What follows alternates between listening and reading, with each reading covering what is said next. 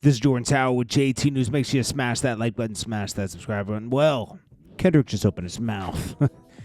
And basically everybody's reviewing the album as the best album ever dropped. Okay, that's what they're saying. And they're already putting quotables up. It's only been out for a few hours.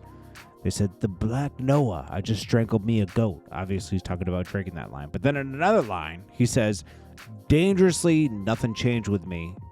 Still got the pain. Flip a coin, want the shameless me or the famous me. How annoying it angers me to know the lames can speak. I guess he's talking about Drake there. Or the origins of the game I breathe. That's insane to me. It's important I deserve it all because it's mine. Tell me why you think you deserve the greatest of all time.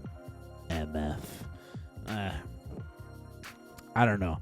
You know, the only thing I can't really get into with Kendrick as well is when he goes into it, he'll be rapping and then all of a sudden he starts talking like, or he goes, you know, he starts like talking. He's like different voices. It's like, it's hard to get around that for me. But then he says the Black Hippie album didn't work because of me. Creatively, I moved on with new concepts and reach. He said this in The Heart Part 6. I thought this was foul of him to not do that. You know, Kendrick and all these guys could have, J-Rock, Schoolboy Q, and all these guys could have benefited from that. But he decided, you know what, nah. You know, he doesn't care about everybody.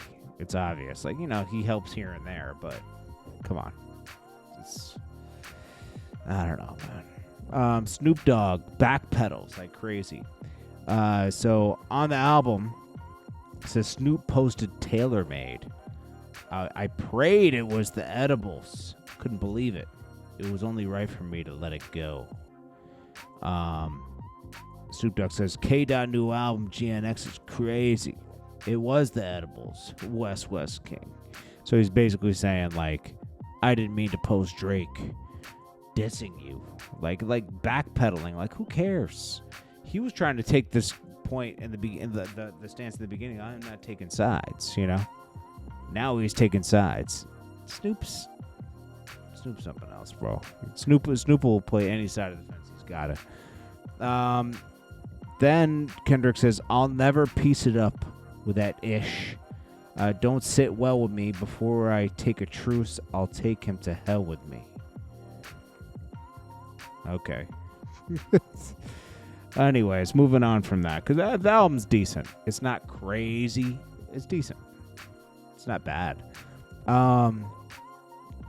Diddy appears in court for another bail hearing.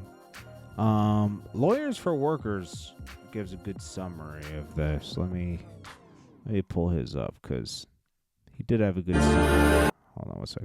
He had a pretty good summary and take on this whole situation. With what is this?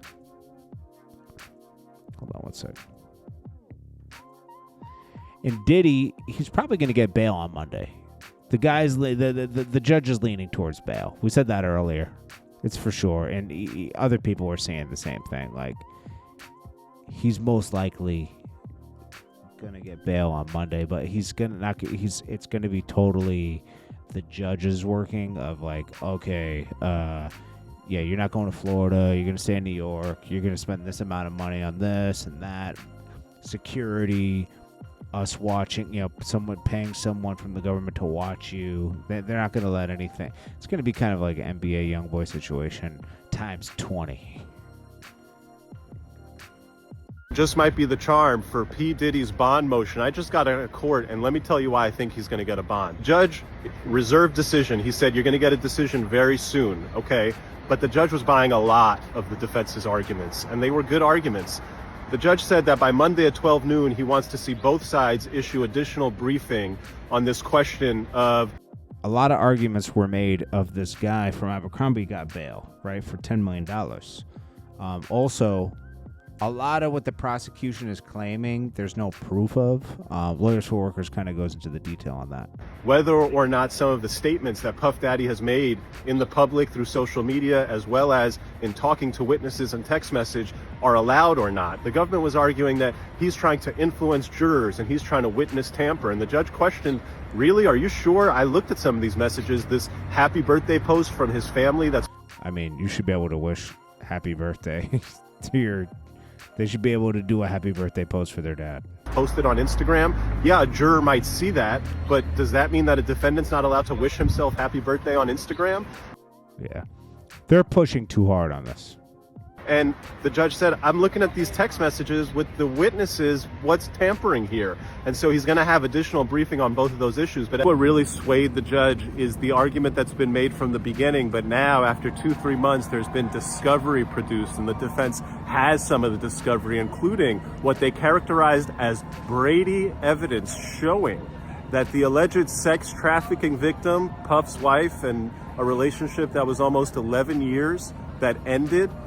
They discussed some of the text messages about the ending, and the defense lawyer's point is, look, when they broke up here, she's not talking about, hey, you made me a prostitute and you forced me to do this and you forced me to do that. That type of sex trafficking claim is nowhere in the evidence, according to the defendants. I think the judge was looking at some of the evidence and he was going along with that, and that's what's leading him to say that, hey, why under this set of conditions can't I give this guy bail? If you look at what's happened in this case, in the past couple of months, they said that this guy is this guy is this guy is that. Okay, where's the evidence? Other than a video showing him brutally beating his wife in a hotel lobby, and other than you saying that he's breaking prison rules by using three-way calling, what else is there? It's true. So, yeah, he should probably make bail. And, you know, it's going to cost him millions, probably, because he's not staying in a regular apartment. He's going to either buy an apartment, either already owns it, going to buy it, or rent an apartment for like $50,000 a month or something like that, or $100,000 a month. I don't know. We'll see. Anyways, whoever draws these pictures. This is the Kendrick thing where someone said, it's better than every album ever. Anyways, tell me what you guys think about everything going on. This is Jordan Tower with JT News. Make sure you smash that like button, smash that subscribe button. I'll check you guys on the next one. Jordan Tower. New.